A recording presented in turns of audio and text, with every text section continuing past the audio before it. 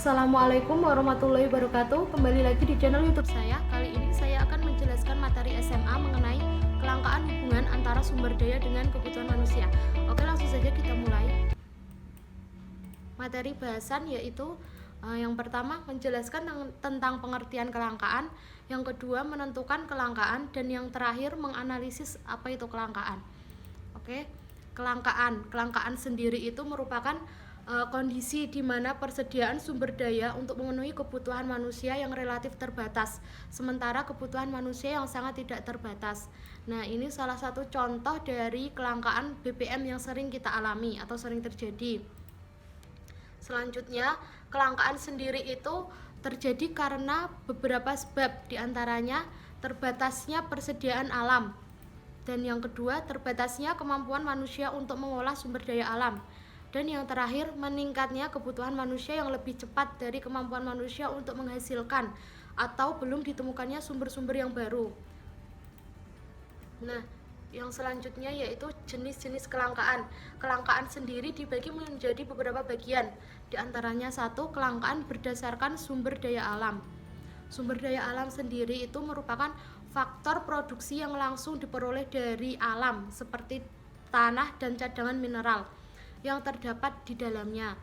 Tanah dapat digunakan sebagai lahan pertanian, perkebunan, mendirikan bangunan, sarana umum, dan lain sebagainya.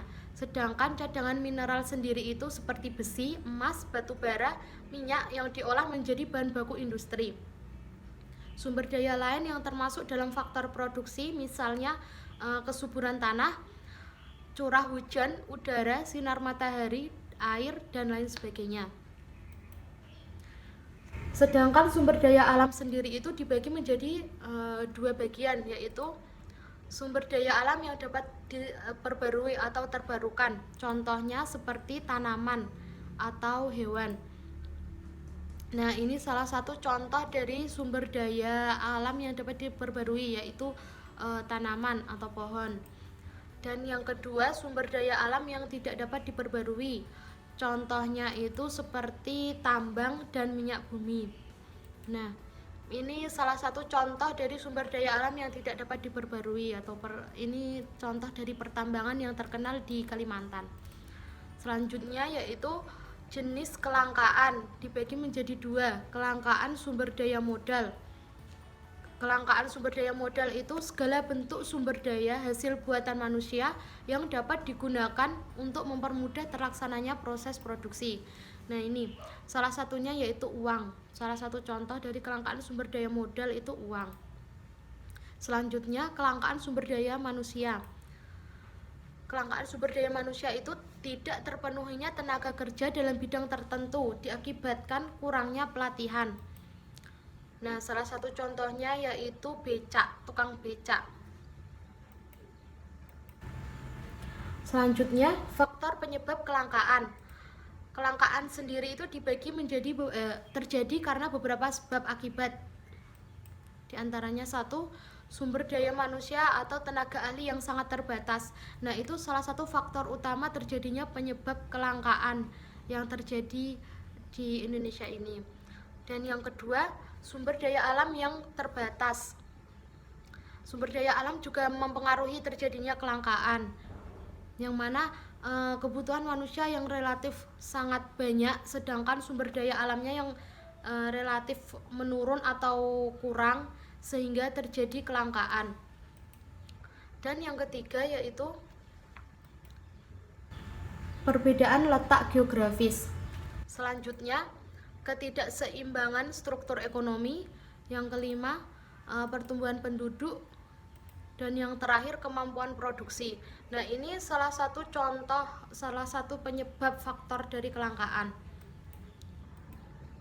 Selanjutnya, faktor penyebab dari kelangkaan yang lain yaitu perkembangan teknologi, terus kebijakan pemerintah, dan bencana alam, dan yang terakhir yaitu terbatasnya dana. Nah, faktor-faktor penyebab tersebut itu sangat mempengaruhi terjadinya kelangkaan yang terjadi sekarang. Maaf, yang terjadi di Indonesia maksudnya. Nah, ini salah satu dampak dari terjadinya kelangkaan, yaitu terjadinya kenaikan harga jual.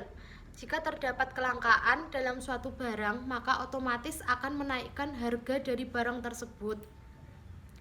Yang selanjutnya, kurva permintaan seiring waktu.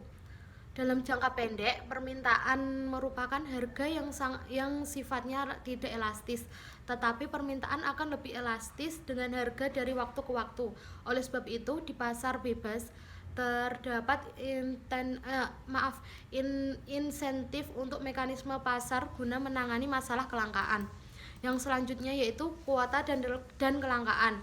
Salah satu solusi dalam mengatasi kelangkaan yaitu dengan menerapkan kuota berapa banyak orang yang bisa membeli suatu barang. Yang selanjutnya yaitu cara mengatasi kelangkaan. Bagaimana caranya? Yang pertama, yang selanjutnya yaitu cara mengatasi kelangkaan. Yang pertama yang dapat kita lakukan yaitu menghemat penggunaan sumber daya alam.